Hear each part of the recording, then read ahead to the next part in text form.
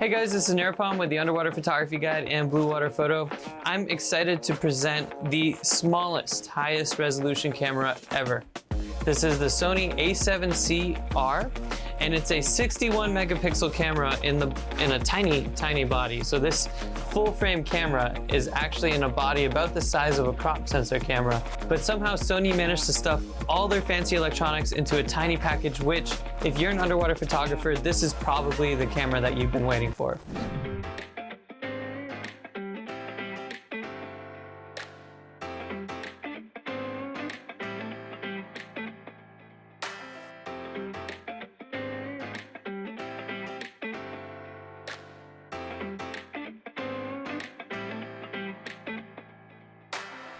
Now, before I get into this review, make sure you smash the like button because it was Paul's birthday and I'm sure he would appreciate it. And also make sure you subscribe to our channel because we have lots of great content and reviews coming out for you soon. Now, this is the A7CR. We've had the opportunity to dive with it at Catalina Island with Ikelite and Mantis Sub and a lot of our other partners on the island, and we were able to actually film giant black sea bass, Garibaldi, sheephead, all of the California classics, and I did it all with this tiny camera. Now you can see the camera is actually so small you almost can't see it because the lens, the Laowa 10mm 2.8 lens is actually kind of big, and that's another lens I was testing, which was pretty cool.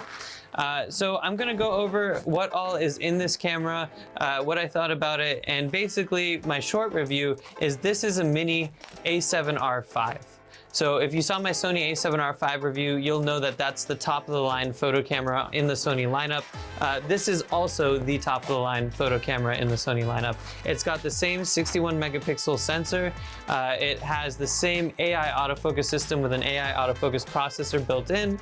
And basically your shooting experience is going to be exactly the same on the A7CR if you're a photographer. Now, if you're a videographer, obviously with the smaller body, you're going to have to make some compromises. It is limited to 4K 60 with a 1.2 crop, which means you're not gonna get that 8K resolution you would get on the A7R5. So if you are an underwater videographer, you want 8K video, you should probably stick with the A7R5. But for only $3,000 for the camera body, this is a fantastic deal. And considering that the housing is so small, you'll be able to travel with this system in any conditions, any environment, in any flight. So you're able to really just bring this camera, carry on if you want to, because the housing's so small, you don't need to worry about checking it in. And overall, between a dry lock system and a dry lock micro system, with the micro systems like this A7CR, I end up cutting out about 7 pounds for my overall weight when I'm traveling. And that's a huge difference. So when it comes to my experiences underwater, overall, I felt like it was, like I said before, exactly the same as shooting the A7R5.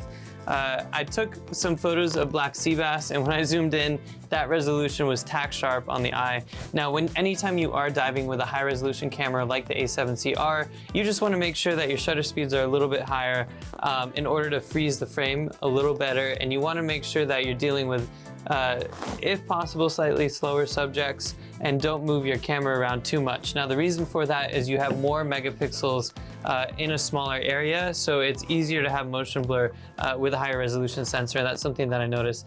But if you can get around that, then you end up with some really fantastic images.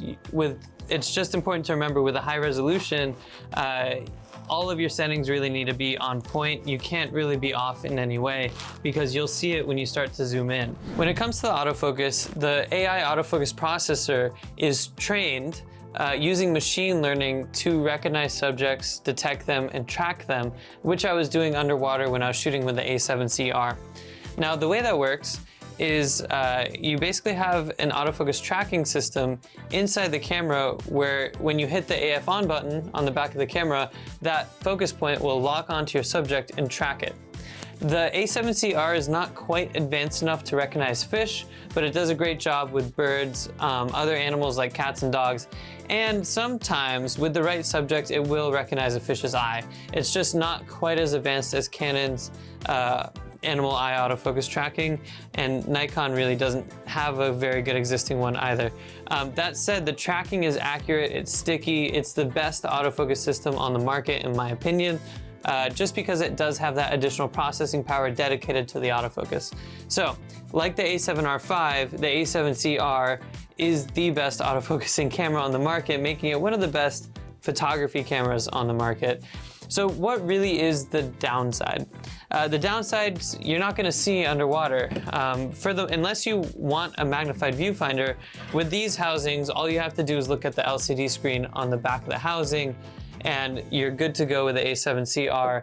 I know some people like to have a magnified viewfinder. On the Ikelite housing, it's not available, though on the Nauticam housing, it does have a viewfinder port. That said, this viewfinder is tiny, so if you're a land-based photographer, it's really hard to compose and look through the viewfinder to compose your images, which is why I might recommend the A7R5 if you are a land-based photographer. But if all you do is underwater photography, you're okay using the LCD screen, the A7CR is more than sufficient. Now, if you're an underwater videographer, the A7CR, like I said before when I was talking about video, is also kind of a downside, and it's not the camera that I would choose for video. So what underwater housing options are available for the A7CR? Clearly, I've been using the Ikelite housing. There is also an anodized aluminum housing from Nauticam. I've been really enjoying the Ikelite housing because it's got this nice clear back. It's got some new dials which are very ergonomic, especially if you're using in cold water with gloves, like I have been when I've been diving with the A7CR. It's got all the buttons labeled, it's got full control of all your controls, and it has a back button autofocus lever and a shutter lever that allow you to really nicely compose your image by pressing the back button autofocus and then hitting the shutter. It's just really ergonomic, and all you have to do is hold on to the handle. You don't have to actually take your hand off, so that's pretty cool as well. Now, this housing also has a vacuum port available, so you can do a vacuum on it. It is sold separately, but I do recommend getting a vacuum for your housing so that you can make sure you're safe and good to go in the water before you actually enter it. That way, you know that your seal is good, and you don't have to worry about any kind of leaks or floods or anything like that. And finally, when it comes to underwater lenses, there's a lot of great options for Sony. Sony has a great lineup of lenses. They always have. My favorite for macro is the Sony 90mm macro. There's also a great Sigma 105mm macro as well. Both those lenses are excellent in their image quality, autofocus speed, and some of the highest quality lenses on the market. If you are a macro photographer, just know that you can't really go past f/22 with those lenses, so you might want to consider Canon or Nikon if you do need to do that. Now, for wide-angle photography, there's lots of great options. I'm hoping that Ikelite comes out with a new prototype flat port where you can use macro and wide-angle lenses like they just did with the A6700. But if they don't, for wide angle, I would recommend the Canon 8-15 fisheye with a Sigma MC11 adapter. The autofocus speed is going to be pretty good, except for video. You can't autofocus for video, but that's a great fisheye option, and this is a photo-oriented camera. So for fisheye photography, that's what I like to shoot. For rectilinear wide-angle photography, I recommend the Sony 16-35 f4. That's a great lens for shooting sharks, manta rays, dolphins, anything that's a little bit farther out. I also really like this rectilinear wide lens that I was testing, the Laowa 10mm f2.8. It's a big lens, but it actually managed to fit in the housing, and the image quality has been fantastic. It's been an interesting lens to use, and you'll see in the photos in the video just how cool it is. Now, it is a little bit warped on the edges. I feel like 10mm is kind of wide for a rectilinear lens, but if you're into a really wide rectilinear look, I feel like that's a good look for a lot of freediving photographers. Then that's a pretty cool lens as well. So between those lenses, those are my favorite. If you are a Nauticam shooter, the 28-60 with a WWL1B or a CMC, compact macro converter wet lens is a good option if you want the most versatile compact system available. Now, before I wrap this up, I just wanted to mention that the A7CR has a little brother. It's called the A7C II, and this is a 30 megapixel camera that is built exactly the same way. It's a lower resolution version, and it's basically an A7 IV 4 in a smaller crop sensor body. Now that camera works with the same housings, the Nauticam housing and the Ikelite housing. So if you are looking for a more affordable, lower resolution version, I would definitely check out the A7C II and reach out to us at sales@bluewaterphotostore.com, and we can tell you what you'd like to know in terms of should you go for the higher resolution A7CR or the lower resolution A7C II. Now, thank you guys for watching. If you have any questions, make sure you drop them in the comments below. I always love hearing your guys' feedback. Hope you like the new format with our new studio. So make sure you like and subscribe if you want to keep seeing more content from us, more reviews, and more tutorials. And with that, I hope to see you guys out there diving with a high resolution camera in a small body.